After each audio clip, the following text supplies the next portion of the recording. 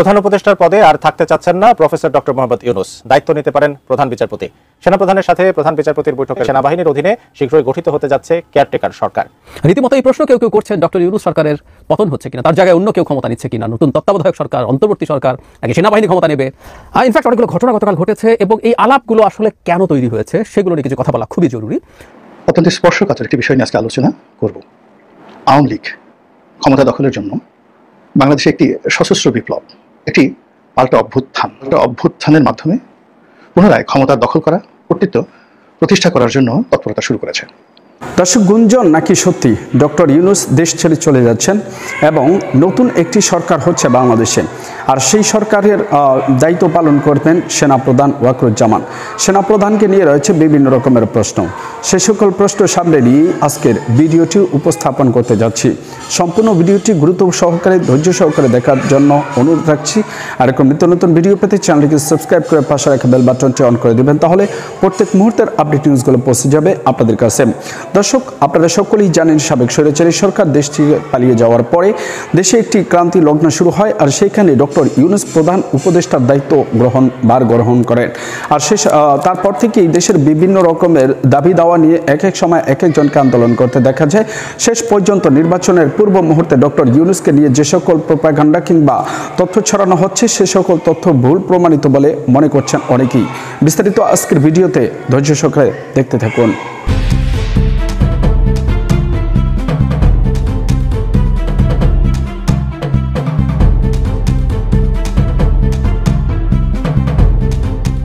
গত বুধবার চীন সফর শেষে দেশে ফেরেন সেনাপ্রধান জেনারেল ওয়াকারুজ্জামান। এরপরই গুঞ্জন ওঠে প্রধান বিচারপতি সৈয়দ রেফাত আহমেদের সঙ্গে গোপন বৈঠক করেন তিনি। সেই খবর ছড়িয়ে পড়ে সামাজিক যোগাযোগ মাধ্যম সহ বিভিন্ন গণমাধ্যমে। এই গুঞ্জনের ভিত্তিতে সামাজিক মাধ্যমে অনেকে দাবি করেন দেশের রাজনীতিতে আবারও নাটকীয় কিছু ঘটতে চলেছে। দাবি করা হয় প্রধান উপদেষ্টার পদে আর থাকতে চাচ্ছেন না ডক্টর ইউনূস। দায়িত্ব নিতে প্রধান বিচারপতিকে আহ্বান করেছেন সেনাপ্রধান। এদিকে রোববার বিএনপি, জামায়াত ও এনসিপির নেতাদের সাথে বৈঠক করেছেন প্রধান উপদেষ্টা। আবার সোমবার প্রধান উপদেষ্টা ও রাষ্ট্রপতির সাথে সাক্ষাৎ করেন সেনাপ্রধান জেনারেল ওয়াকারুজ্জামান। সবকিছু মিলিয়ে সেই গুঞ্জন আরো চাউর হয়। অনেকে দাবি করেন সেনাবাহিনীর অধীনে গঠিত হতে যাচ্ছে কেয়ারটেকার সরকার। RICL TMX, যুগের পর যুগ স্থাপনা থাকে মজবুত। তবে এসব গুঞ্জন উড়িয়ে দিলেন আইন উপদেষ্টা আসিফ নজরুল। সেনাপ্রধানের সাথে প্রধান বিচারপতির বৈঠকের গুঞ্জনে বিচলিত না হওয়ার আহ্বান জানান তিনি।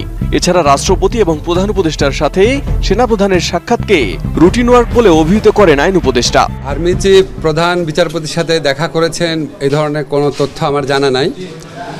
আমি দু একটা পত্রিকায় দেখেছি, আর অনলাইনে এটা নিয়ে নানান গুজব গুঞ্জন হয়েছে দেখেছি।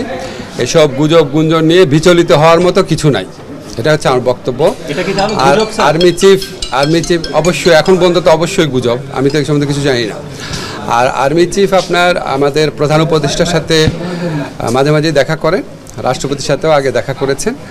তো আমি মনে করি না এটা নিয়ে বিচলিত হওয়ার মতো কিছু আছে। এদিকে আগামী ফেব্রুয়ারিতেই নির্বাচন আয়োজনের ব্যাপারে সরকার দৃঢ় প্রতিজ্ঞ বলেও জানান আসিফ নজরুল। এছাড়া কেয়ারটেকার সরকার গঠনের গুঞ্জনও উড়িয়ে দেন আইন উপদেষ্টা। আমরা সরকারের পক্ষ থেকে ফেব্রুয়ারিতে নির্বাচন করার ব্যাপারে দৃঢ় প্রতিজ্ঞ। এটা আমাদের প্রধান উপদেষ্টা বারবার বলেছেন। নির্বাচন কমিশনকেও সেরকম ইনস্ট্রাকশন দেওয়া হয়েছে, ওনারা সকল পদক্ষেপ গ্রহণ করছেন। তার আগে কিছু বিষয়ে যে মতভিন্নতা রয়েছে বা মতভেদ রয়েছে সেটা আমরা আশা করি সেটা দূর হয়ে যাবে। নির্বাচনকালীন সরকার গঠন নিয়ে কোনো আলোচনা হয়েছে কিনা স্যার?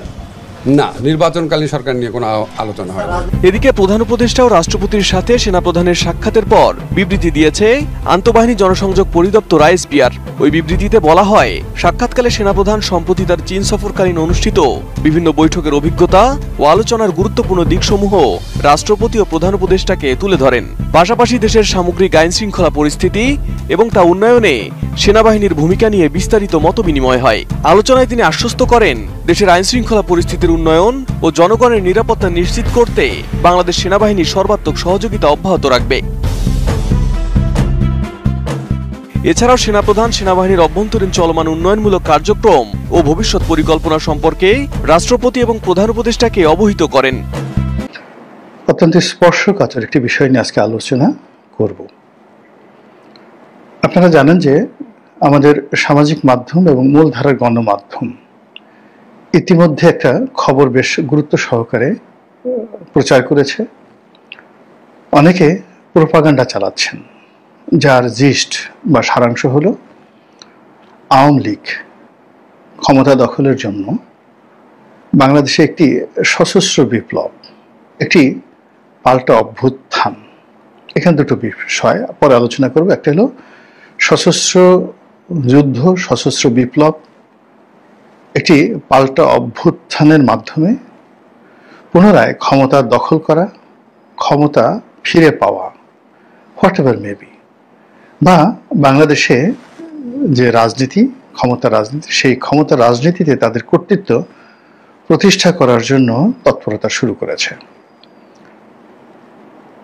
মজলুম সাংবাদিক মাহমুদুর রহমান, তাকে মজলুম বলা হয়, এবং আওয়ামী লীগ জমানাতে সবচেয়ে বেশি সাংবাদিকদের মধ্যে যিনি নিগৃহীত হয়েছেন, এবং সেই শত নিগ্রহের মধ্যেও তিনি তার যে আওয়ামী বিরোধিতা এবং তার যে জিহাদে কুল্লিয়া সরকারের বিরুদ্ধে, এটা তিনি সাহসিকতার সঙ্গে তিনি সবসময় করেছেন।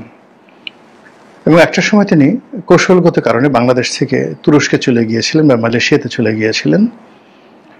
এর কারণ হলো তিনি দেখলেন যে বাংলাদেশে যদি তাকে থাকতে হয় তাহলে ফরহাদ মাজহারের মতো তাকেও চুপচাপ থাকতে হবে, আদারওয়াইজ তাকে মেরে ফেলবে। ফলে তিনি খুব কৌশল করে দেশের বাইরে গিয়েছিলেন, এবং সেখানে গিয়েও কিন্তু তিনি তার কর্মকাণ্ড অব্যাহত রাখার চেষ্টা করেছেন। তিনি ইংল্যান্ড থেকে আমার দেশ পত্রিকার যে সার্কুলেশন বা পাবলিকেশন, এটা চেষ্টা করেছেন, যদিও সেটা তিনি সফল হতে পারেননি।